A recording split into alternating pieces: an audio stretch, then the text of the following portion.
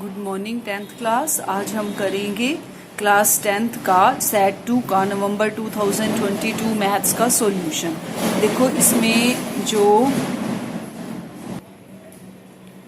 इसमें जो 1 से 10 तक आपके क्वेश्चन है वो एक एक नंबर के हैं। 11वां और 12वां 2 नंबर का है और 13वां और आपका जो 14वां क्वेश्चन है वो 3 मार्क्स का है। ठीक है, तो क्वेश्चन फर्स्ट हम करेंगे।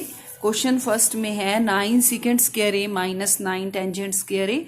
इसमें से आप 9 कॉमन ले लो तो अंदर रह जाएगा सेकेंड स्क्वायर ए माइनस टेंजेंट स्क्वायर ए 9। ये हमने सर्वसमीकाएं 3 की थी। Second square theta minus tangent square theta किसके इक्वल होता है? 1 के इक्वल होता है। ठीक है, तो ये 1 हो जाएगा। 9 इंटू 1 इक्वल टू 9। ठीक है, तो इसका आंसर आपका 9 हो जाएगा, जो कि आपका सेकंड ऑप्शन है। ठीक है, क्वेश्चन नंबर सेकंड जो है, क्वेश्चन नंबर सेकंड में एक पासे को एक बार फेंका जाता है। 2 और 6 के बीच स्थित कोई संख्या प्राप्त करने की प्रायिकता है। देखो, जब हम पासे को फेंकते हैं तो हमारे पास 1 से 6 तक के अंक आते हैं, लेकिन जो हमने प्रायिकता निकालनी है वो हमने निकालनी है 2 और 6 के बीच में। तो पासे में फेंकने से 6 संख्याएं आई, तो आपकी जो कुल हो जाएंगे वो तो हो जाएंगे क्या कहते हैं 6, और जो 2 और 6 के बीच में स्थित लेना है हमने, तो जो आपका इवेंट हो जाएगा वो हो जाएगा 2 से 6 के बीच में 3, 4 और 5। ठीक है, हमने इसकी प्रायिकता निकालनी है। तो इसकी प्रायिकता क्या होती है? अनुकूल परिणाम बटे में कुल परिणाम। अनुकूल परिणाम हमारे कितने हैं? 3। ठीक है, नंबर ऑफ फेवरेबल इवेंट्स यानी अनुकूल परिणाम। ठीक है, अनुकूल परिणाम हमारे कितने हैं? 3। ठीक है, और नीचे क्या होता है? कुल परिणाम। ठीक है, तो कुल परिणाम हमारे कितने हैं? कुल परिणाम है 6। ठीक है, तो 3/6 कितने हो जाएंगे? 1/2। ठीक है, तो इसका है हमारा ऑप्शन नंबर सेकंड का क्या? ठीक है, फर्स्ट ऑप्शन है आपका। और क्वेश्चन नंबर थर्ड जो है, क्वेश्चन नंबर थर्ड में है अच्छी प्रकार से फेंटी गई 52 पत्तों में से एक ताश निकाला जाता है। बेगम का पत्ता प्राप्त करने की प्रायिकता है। देखो, कुल पत्ते हमारे पास 52 हैं, तो कुल परिणाम हो जाएंगे 52। ठीक है, बेगम कितनी होती हैं ताश में? ताश में क्वीन होती हैं 4। ठीक है, तो जो हमारे अनुकूल परिणाम हो जाएंगे वो हो जाएंगे 4 और कुल परिणाम हमारे हो जाएंगे 52। तो हमारी जो प्रायिकता है वो हो जाएगी 4/52। 4 एकम 4 और इसको आप काटोगे तो ये आ जाएगा 13। तो 1/13 हो जाएगा हमारा आंसर। शॉर्ट में मैंने इसलिए किया है क्योंकि आपका 1 नंबर का क्वेश्चन है, इसमें सिर्फ आपने इसको मार्क करना है। ठीक है, क्वेश्चन नंबर 4 है आपका। क्वेश्चन नंबर 4 में 5 सेंटीमीटर त्रिज्या वाले एक वृत्त के बिंदु P पर स्पर्श रेखा PQ केंद्र O से जाने वाली एक रेखा से बिंदु Q पर इस प्रकार मिलती है कि OQ बराबर 12 सेंटीमीटर। ठीक है, देखो 5 सेंटीमीटर त्रिज्या वाला हमने कोई वृत्त लेना है। मैं ये मान लेती हूँ कि ये मेरे पास एक वृत्त है जिसकी त्रिज्या 5 सेंटीमीटर है। ठीक है, और हमें क्या दिया हुआ है? एक वृत्त के बिंदु P पर स्पर्श रेखा। अब इस पर हमने एक बिंदु लेना है P। ठीक है, जिससे क्या गुजर रही है? स्पर्श रेखा PQ। ठीक है, तो मैंने यहाँ एक बिंदु P लिया जिससे गुजरनी चाहिए हमारी स्पर्श रेखा PQ।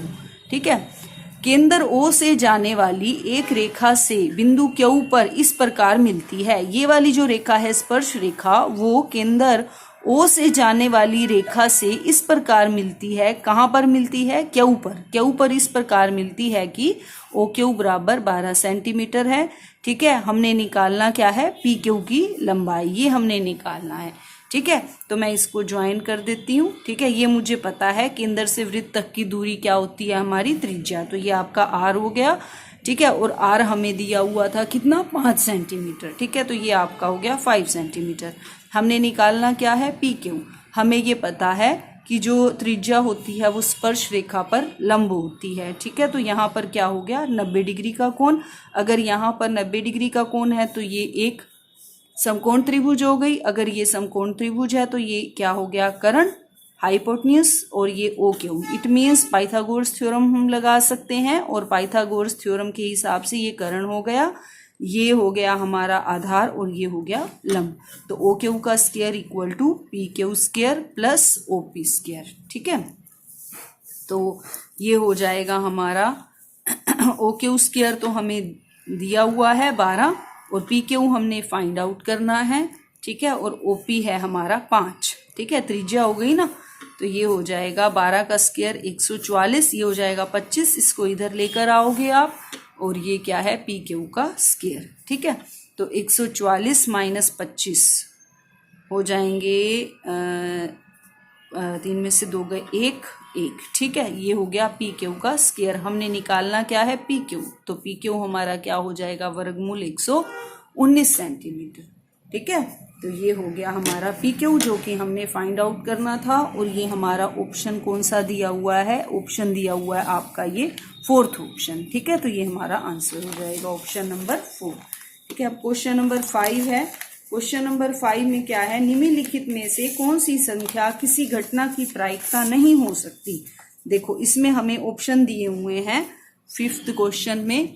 एक तो ऑप्शन दिया हुआ है 2/3, दूसरा ऑप्शन दिया हुआ है -1.5, तीसरा दिया हुआ है 15% और 4th ऑप्शन दिया हुआ है 0.7। हमसे ये पूछा गया कि प्रायिकता नहीं हो सकती। देखो प्रायिकता हमें पता है कि जो प्रायिकता होती है वो हमेशा 0 या तो 0 और 1 के बराबर होती है या 0 और 1 के बीच में होती है। ठीक है, तो हमने अब वो नंबर ढूंढने हैं जो इसके बीच में नहीं आते। ठीक है, तो इसमें अब ये भी पॉजिटिव, ये आएगा 0.6 समथिंग, है ना, और ये नेगेटिव हो गया तो यहाँ दिखाई दे रहा है इसमें नेगेटिव तो कोई नंबर होगा ही नहीं। ठीक है, तो ये हमारा आ जाएगा। ठीक है, तो इट मीन्स प्रायिकता आपको ज्यादा देखने की जरूरत नहीं है, आप नेगेटिव देखते ही सीधा देख सकते हो कि इसमें हमारे नेगेटिव नंबर नहीं है। ठीक है, ज्यादा सोचने की बजाय आप इस पर अपना मार्क कर सकते हैं। ठीक है, तो ये आपका ऑप्शन नंबर बी हो जाएगा सेकंड -1.5। ठीक है, क्वेश्चन नंबर 6 में क्या है, a बराबर 0 डिग्री पर कोट ए परिभाषित नहीं है, यानी कोट ए जो है वो 0 डिग्री पर डिफाइंड नहीं होता। तो कोट जो 0 होता है, कोट 0, अगर आपको टेबल मैंने सिखाई थी बनानी, अगर आपको वो याद हो तो आप उस पे देख सकते हैं। कोट 0 जो होता है वो इन्फिनिटी होता है। अगर आपको ऐसे याद नहीं आता तो आप इसको cos theta by sine theta भी लिख सकते हो। यहाँ थीटा हमारा 0 है, कोस 0 टेबल में देखोगे तो 1 होता है, साइन 0 0 होता है, 1/0 नॉट डिफाइंड होता है यानी इन्फिनिटी होता है। इसका मतलब ये सत्य कह रहे हैं कि ए 0 डिग्री पर कोट ए जो है वो डिफाइंड नहीं होता। ठीक है, अब क्वेश्चन नंबर 7 में क्या कहा है, कोण ए के किसी मान के लिए सेकेंड ए बराबर हमारा क्या है 5/12। तो हमने ये बताना है कि क्या ए के मान के लिए ये हो सकता है, क्या ये पॉसिबल है। तो इसको मैं कैसे निकालूंगी, हमने ये क्वेश्चंस किए थे। ठीक है, उसमें सेकेंड क्या होता है कर्ण बटे आधार, यानी इसको अगर मैं 5 के मान लूं और इसको 12 के मान लूं तो मैं ये देखती हूँ ये हमारा क्या आता है। ठीक है, तो यहाँ पाइथागोरस थ्योरम से 5 के स्क्वायर इक्वल टू, यहाँ ABC नाम दे दो आप, 5 के स्क्वायर इक्वल टू 12 के स्क्वायर प्लस ये AC का स्क्वायर यानी लंब का स्क्वायर। ठीक है, तो जब मैं इसको सोल्व करूंगी तो ये आ जाएगा 25 के स्क्वायर बराबर 144 के स्क्वायर प्लस AC का स्क्वायर, 25 के स्क्वायर माइनस 144 के square equal to AC square. देखो अब यहाँ से हमें दिखाई दे रहा है कि ये हमारी नेगेटिव वैल्यू आएगी। ठीक है, और जो नेगेटिव वैल्यू है इसको जब मैं AC निकालूंगी तो इसका रूट हो जाएगा, जो कि हमने अभी तक हमारे किसी सॉल्यूशन में नहीं हुआ। तो यहाँ हम लंब जो है वो निकाल ही नहीं सकते, AC की वैल्यू हम निकाल ही नहीं सकते। इट मीन्स ये वैल्यू हमारी पॉसिबल नहीं है। ठीक है, तो आपका इसका आंसर क्या हो जाएगा फॉल्स यानी असत्य। ठीक है, क्वेश्चन नंबर 8 में क्या है, वृत्त को 2 बिंदुओं पर प्रतिच्छेद करने वाली रेखा को क्या कहते हैं। देखो ये मैंने आपको करवाया हुआ है कि वृत्त है ये हमारे पास कोई। ठीक है, इसको अगर 2 बिंदु ले लूं मैं और इस पर प्रतिच्छेद करने वाली एक रेखा हो, ठीक है, तो इस रेखा को हम क्या कहते हैं, छेदक रेखा, ठीक है। तो इसका आपका आंसर हो जाएगा छेदक रेखा या प्रतिच्छेदी रेखा भी बोलते हैं, इंग्लिश में बोलते हैं इसे इंटरसेक्टिंग लाइन, ठीक है। तो यहाँ आपका आ जाएगा छेदक रेखा। क्वेश्चन नंबर 9 में हमने इसको सोल्व करना है 1 माइनस टेंजेंट स्क्वायर 30 डिग्री, ठीक है। हमें पता है टेंजेंट 30 की वैल्यू होती है 1/√3। यहाँ इसका स्क्वायर है, स्क्वायर लगाना नहीं भूलना, कई बच्चे भूल जाते हैं तो उसकी वजह से क्वेश्चन आपका गलत हो जाता है। 1 माइनस 1/3, तो इसका एलसीएम लोगे तो 3 माइनस 1/3 यानी आपका आंसर हो जाएगा 2/3, ठीक है। क्वेश्चन नंबर 10 है। क्वेश्चन नंबर 10 में उस घटना की प्रायिकता जो घटित नहीं हो सकती, जो घटित ही नहीं हो सकती तो उसकी प्रायिकता क्या होगी, आपकी 0 हो जाएगी, ठीक है। तो इसका आंसर हो जाएगा आपका 0। क्वेश्चन नंबर 11 है tangent 4a equal to cotangent a minus 20 degree. हमने a की वैल्यू फाइंड आउट करनी है। ये हमने किया था कि कोटेंजेंट जो होता है 90 माइनस थीटा होता है टेंजेंट थीटा, और टेंजेंट 90 माइनस थीटा होता है कोटेंजेंट थीटा, ठीक है। याद होगा आपको, टेंजेंट और कोटेंजेंट आपको मैंने बताया था एक दूसरे के अपोजिट होते हैं। तो अगर हम इसको 90 से करते हैं तो कोटेंजेंट किस में चेंज हो जाता है, 90 माइनस थीटा पे टेंजेंट पे, और टेंजेंट किस में चेंज होता है, कोटेंजेंट में, ठीक है। तो इसको मैं कोटेंजेंट में चेंज करूंगी ताकि ये दोनों इक्वल हो जाएं और हम ए की वैल्यू फाइंड आउट कर सकें। इसको मैं लिख देती हूं कोटेंजेंट 90 माइनस 4a, ठीक है, और ये कोटेंजेंट a माइनस 20 दिया ही हुआ है। यहाँ से हम कंपेयर करेंगे तो 90 डिग्री माइनस 4a इक्वल हो जाएगा a माइनस 20 डिग्री के। तो अब मैं 4a को इधर ले आती हूँ, a यहीं रहने दो, ये इधर आके पॉजिटिव हो जाएगा। इधर से 20 को इधर ले आओ, 90 प्लस 20 डिग्री, ठीक है। तो 90 प्लस 20 डिग्री होता है 110, 4a प्लस a होता है 5a, ठीक है। तो a क्या हो जाएगा 110/5, तो ये a कितना हो गया आपका 22 डिग्री, ये आपका आंसर हो गया, ठीक है। अब क्वेश्चन नंबर 12 करते हैं। देखो क्वेश्चन नंबर 12 में क्या है। क्वेश्चन नंबर 12 में हमें दिया एक पेटी में 60 डिस्क हैं जिन पर 1 से 60 तक संख्याएं अंकित है। यदि इस पेटी में से एक डिस्क यादृच्छा निकाली जाती है तो इसकी प्रायिकता ज्ञात कीजिए कि इस डिस्क पर अंकित होगी 2 अंकों की एक संख्या। पहले हम फर्स्ट पार्ट करते हैं। देखो 60 डिस्क हैं और उसमें 1 से 60 तक संख्याएं अंकित हैं। हमने तो कुल परिणाम तो हमारे हो गए 60, ठीक है। और हमने लेना क्या है, प्रायिकता किसकी निकालनी है, हमने प्रायिकता निकालनी है 2 अंकों की संख्या की। अब 1 से 60 तक हमारे जो 2 अंक होंगे वो कहाँ से स्टार्ट होंगे, 10 से, यानी 10 से लेकर 60 तक, 10 से 60 तक हमारे 2 अंक होंगे। तो जो हमें माइनस करने होंगे 60 में से वो कौन से होंगे, 9 तक, यानी 1 से 9 तक अगर मैं माइनस कर दूं तो वो 9 संख्याएं हो गई। 60 में से 9 माइनस कर देंगे तो संख्याएं कितनी बची, बाकी 51, ठीक है। तो अब मैं इनकी प्रायिकता क्या हो जाएगी, 51 तो आपके अनुकूल परिणाम हो गए, ठीक है, और कुल परिणाम कितने हैं आपके 60, ठीक है। तो प्रायिकता तो आपकी हो जाएगी 51/60।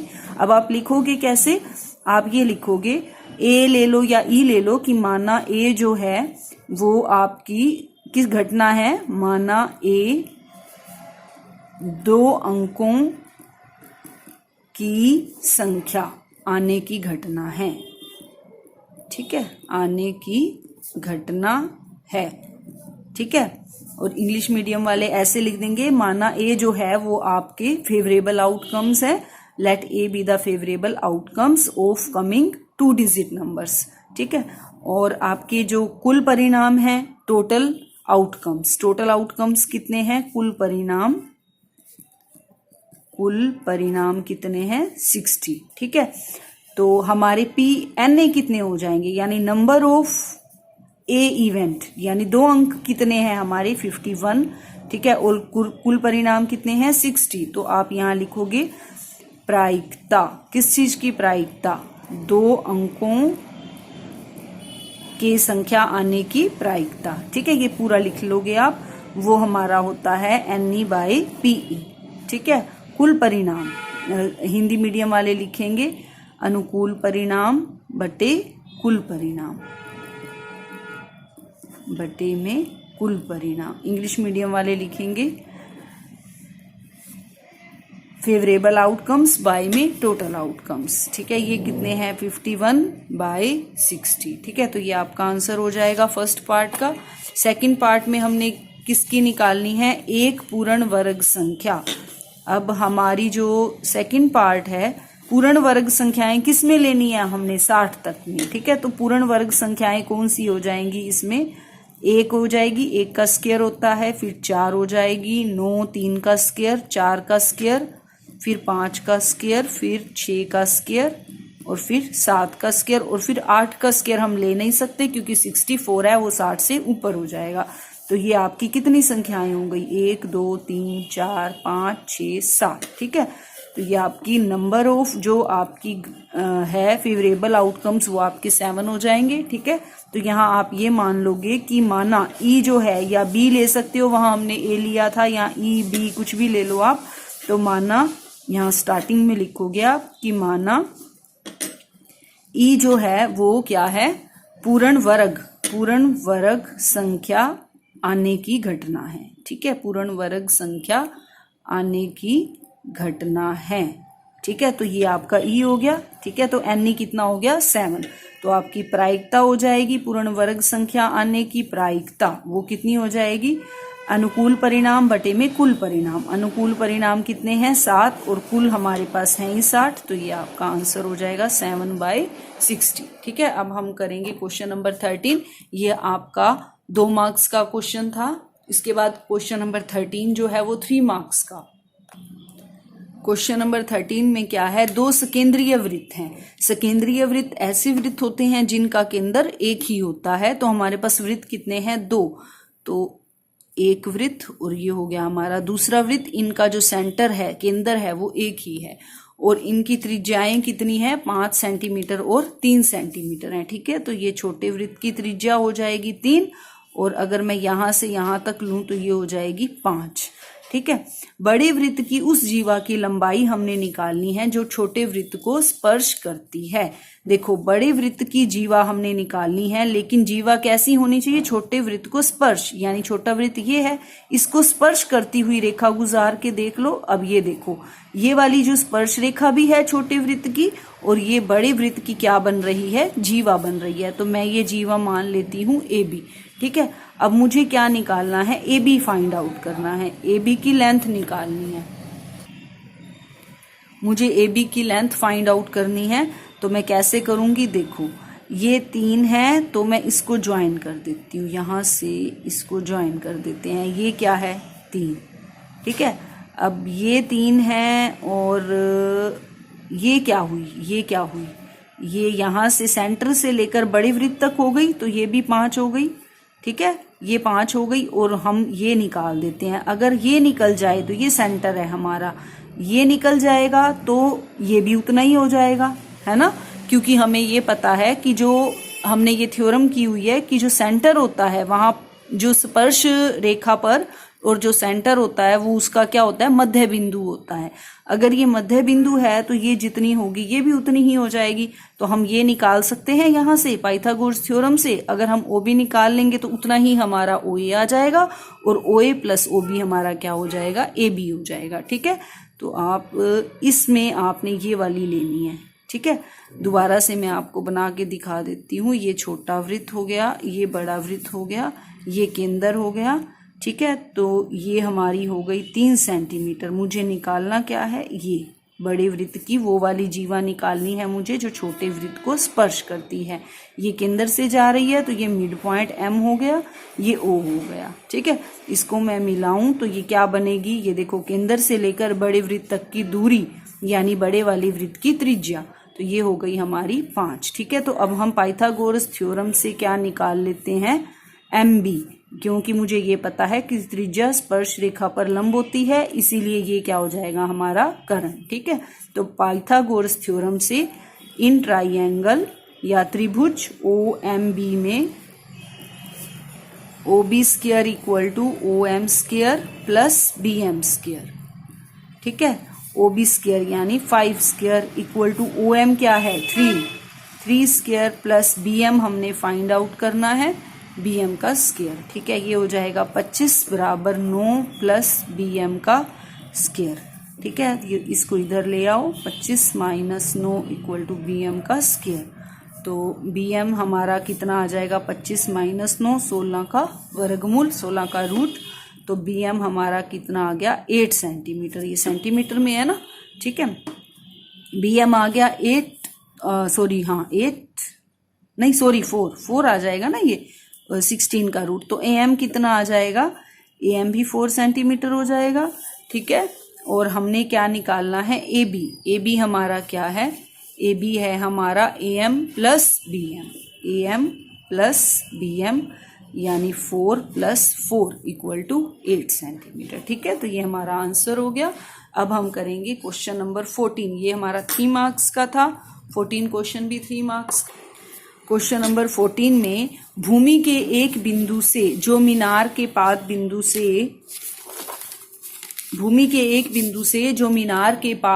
से 30 सेंटीमीटर की दूरी पर है। देखो मैंने भूमि पर कोई बिंदु ले लिया। ठीक है, भूमि पर कोई बिंदु ले लिया मैंने जो मीनार के पाद बिंदु से, ये मैं मान लेती हूं कि मीनार है। ठीक है, तो मीनार के फुट से, ठीक है, वो भूमि पर कोई बिंदु जो है वो कितनी दूरी पर है, 30 सेंटीमीटर की दूरी पर है। ठीक है, और मीनार का शिखर, ये मैंने मीनार मानी है तो ये मीनार का शिखर हो गया। मीनार के शिखर का उन्नयन कोण कितना है, भूमि के बिंदु से मीनार के शिखर का उन्नयन कोण कितना है 30 डिग्री। ठीक है, तो ये 30 डिग्री हो गया। हमने मीनार की ऊंचाई निकालनी है, इसको मान लो ABC, यानी मुझे क्या निकालना है AB। ठीक है, अब ये हमारा AB हो गया। अब हमें पता है कि जो एंगल होता है उसके सामने हमारा क्या होता है, परपेंडिकुलर। ठीक है, तो ये हमारा क्या हो गया, लंब एंगल के सामने। ठीक है, और यहाँ अगर मीनार जो है वो सीधी होगी बिल्कुल, तो यहाँ आपका 90 डिग्री का एंगल है और इसके सामने आपका कर्ण हो जाएगा। तो ये क्या बचा, आधार। ठीक है, तो अब आप पाइथागोरस थ्योरम लगा सकते हो। पाइथागोरस थ्योरम लगाने से पहले आपने ये सब लिखना है क्या, कि माना AB जो है वो मीनार है और C भूमि पर कोई बिंदु है। ठीक है, और C से जो है मीनार के शिखर का उन्नयन कोण 30 डिग्री है।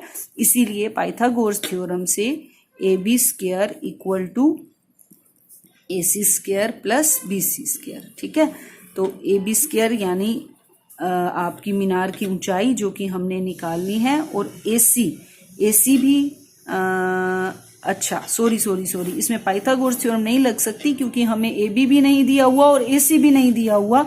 तो हम वो लगाएंगे एंगल के सामने जो है हमारा लंब है। तो मैं यहाँ ले सकती हूँ टेंजेंट 30 डिग्री। टेंजेंट 30 डिग्री क्या होता है, लंब बटे आधार, क्योंकि मुझे आधार दिया हुआ है और मुझे ये निकालना है AB, तो AB बटे BC हो जाएगा हमारा। ठीक है, देखो अब मुझे पाइथागोरस थ्योरम लगाने की कोशिश की लेकिन मुझे पता लग गया नहीं लगेगी। ठीक है ना, तो आप भी ऐसे फाइंड आउट कर सकते हो। अगर आपकी नहीं लगेगी तो आपके पास दो चीजें नहीं है तो नहीं लगेगी यहाँ। ठीक है, अब टेंजेंट 30 की वैल्यू क्या होती है, 1/√3। ठीक है, जब ये नहीं लगेगी तो आपके दिमाग में अपने आप आएगा कि हम इसका दूसरा तरीका लगाएं। AB हमने निकालना है और BC कितना है 30। ठीक है, क्रॉस मल्टीप्लाई कर दो, 30 इक्वल टू AB√3। ठीक है, हमने AB फाइंड आउट करना है 30, ये √3 नीचे हो गया। अब रूट जो है वो नीचे आ गया तो हम इसको क्या कर देंगे, rationalise. 30√3 multiply √3 equal to AB। ठीक है, तो AB हमारा क्या हो जाएगा 30√3 बाय में √3 को √3 से करोगे 3, ये कैंसिल हो जाएगा तो ये क्या आ जाएगा 10√3 सेंटीमीटर। ठीक है, ये हमारी क्या आ गई, मीनार की ऊंचाई। यहाँ तक भी छोड़ सकते हो अगर आप इसको आगे सोल्व करना चाहते हो। तो ये √3 की वैल्यू होती है 1.732, इसको मल्टीप्लाई करोगे तो ये आ जाएगा और पॉइंट हमारा यहाँ लग जाएगा, तो आंसर आ जाएगा 17.32 सेंटीमीटर। ठीक है, ये हो गई हमारी मीनार की ऊंचाई और ये हो गया आपका आंसर। ठीक है, तो ये अब आपका हो गया question complete, question paper complete हो गया। अगर इसमें अभी भी आपको कोई प्रॉब्लम हो तो प्लीज़ आप मुझे कमेंट सेक्शन में ज़रूर बताइएगा। Okay, thank you.